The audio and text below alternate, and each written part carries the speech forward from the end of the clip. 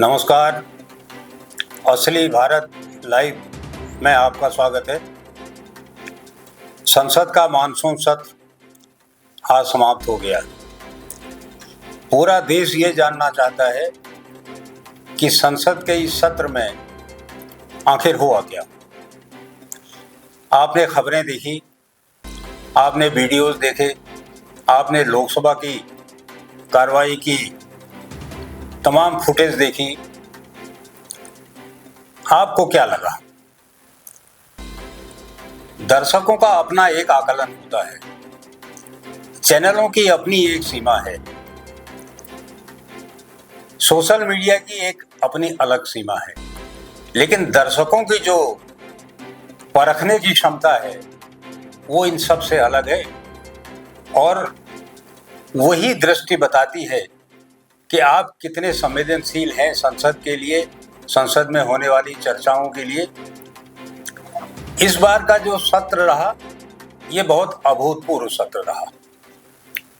ये सत्र 21 की तिकड़ी के लिए जाना जाएगा।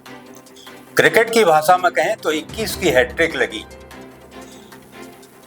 21 जुलाई को शुरू हुआ, 21 अगस्त को समाप्त हुआ और इसमें 21 ही बैठकें हुई। सबसे खास बात ये रही कि यह सत्र देश के एक उपराष्ट्रपति के इस्तीफे से शुरू हुआ। पहले ही दिन धनखड़ साहब ने इस्तीफा दे दिया। आज की तारीख में वे अब पूर्व उपराष्ट्रपति हैं। दूसरी खास बात ये रही कि किसी समय संसद की पूरी कार्यवाही माननीय अटल बिहारी वाजपेयी जैसे प्रखर वक्ता के भाषणों से जानी जाती थी। ये पूरी कार्रवाई राहुल की आक्रामकता के लिए जानी गई। ये तुलना आपको हैरान भी कर सकती है, ये तुलना किसी मामले में ठीक भी नहीं है, लेकिन हर दौर में हर नेता एक जैसा नहीं मिलता। इतिहास ऐसे अवसर बहुत कम देता है, लेकिन इस बार राहुल बहुत आक्रामक नेता के तौर पर उभरे। उन्होंने सबसे पहले ऑपरेशन सिंदूर पर जो चर्चा हुई उस पर तीखे सवाल उठाए। अमेरिकी राष्ट्रपति ट्रंप जो बार बार ये कह रहे थे कि युद्ध विराम उन्होंने रुकवाया, इस पर उन्होंने सवाल खड़े किए और प्रधानमंत्री से सीधे पूछा कि अगर हिम्मत है तो कहें कि ट्रंप झूठ बोल रहे हैं। प्रधानमंत्री ने बहुत ही अद्भुत क्षमता का परिचय दिया है। प्रधानमंत्री का नेतृत्व, आप मोदी जी से असहमत हो सकते हैं, लेकिन एक बात आपको माननी पड़ेगी, इतने आरोपों के बाद, आरोपों की इतनी बौछार के बाद भी प्रधानमंत्री कहीं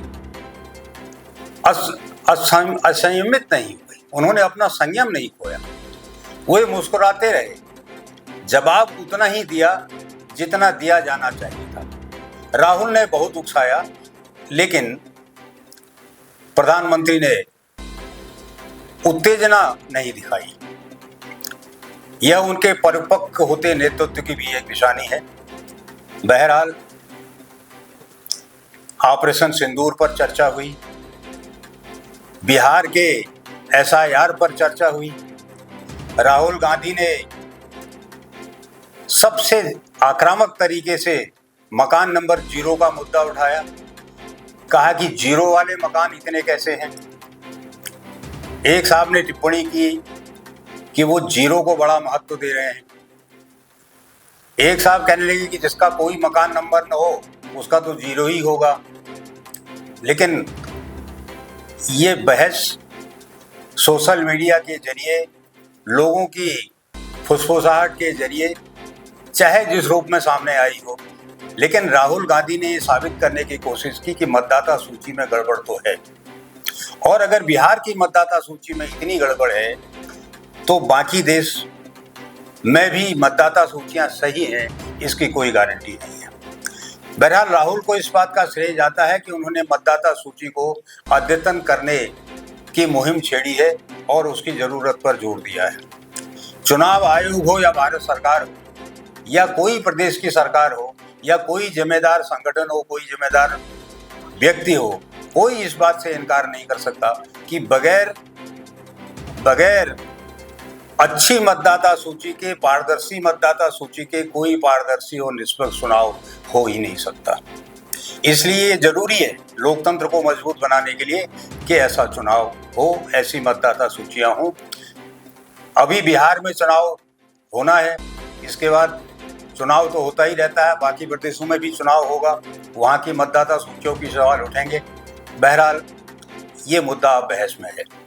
राहुल इस पर पदयात्रा भी कर रहे हैं, लेकिन हम उस पर नहीं जाएंगे, ये बिहार का मसला है। अब आते हैं संसद की कार्रवाई पर लौट के। संसद की कार्रवाई धनखड़ साहब के इस्तीफे से शुरू हुई और उन्हीं की चर्चा पर समाप्त हुई। कल बुधवार को राहुल गांधी ने पूछा कि आखिर धनखड़ जी हैं कहाँ, वो इतने लाचार क्यों हो गए हैं कि वो एक शब्द नहीं बोल पा रहे हैं। आखिर वो क्यों नहीं बोल पा रहे हैं, उनकी ये हालत क्यों है? क्या राहुल गांधी ये कहना चाहते हैं कि सरकार ने उनको कहीं रखा हुआ है? धनखड़ इतने ताकतवर नहीं कि उनसे कोई सरकार डरे, और न सरकार अपने पूर्व उपराष्ट्रपति के साथ ऐसा व्यवहार कर सकती है। लेकिन ये सब बातें हैं, बातों का क्या। बहरहाल ये कहानी शुरू हुई है उपराष्ट्रपति के इस्तीफे से। पूरा संसद सत्र इसी चर्चा में बीता है। हम एक बात आपको बता दें कि 3 किरदार हैं।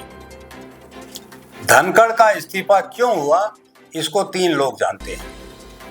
एक तो धनखड़ खुद हैं, दूसरे देश के गृह मंत्री अमित शाह हैं, और तीसरे हैं दिल्ली के पूर्व मुख्यमंत्री अरविंद केजरीवाल।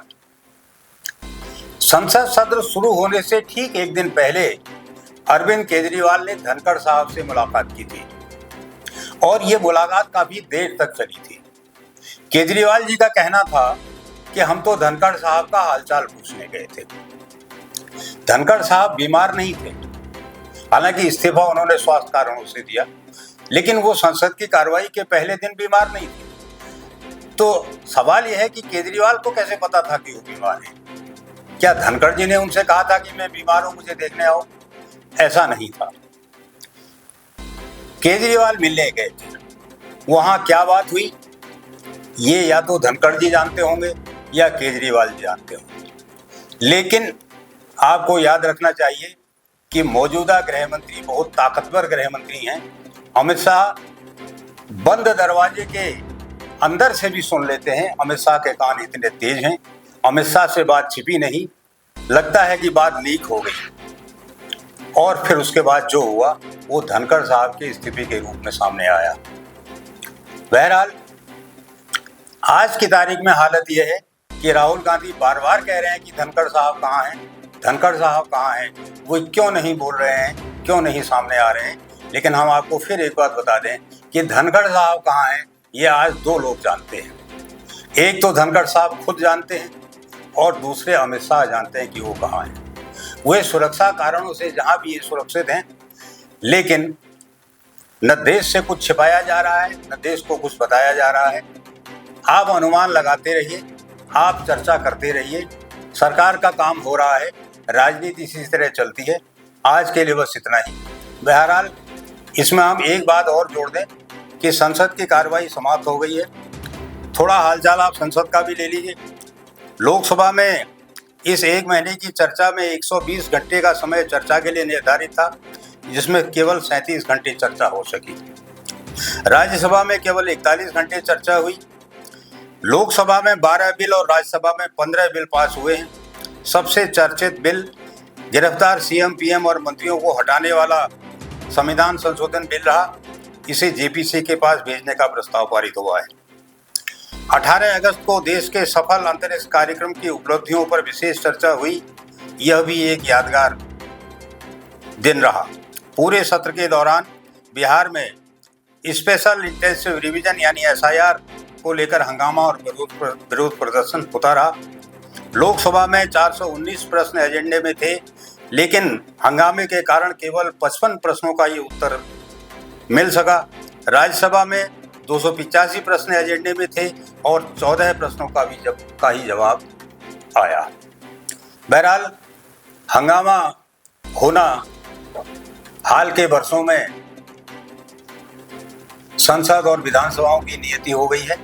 इस सत्र में भी हंगामा हुआ तो ये कोई अजूबा नहीं। बहरहाल ये सत्र याद रहेगा।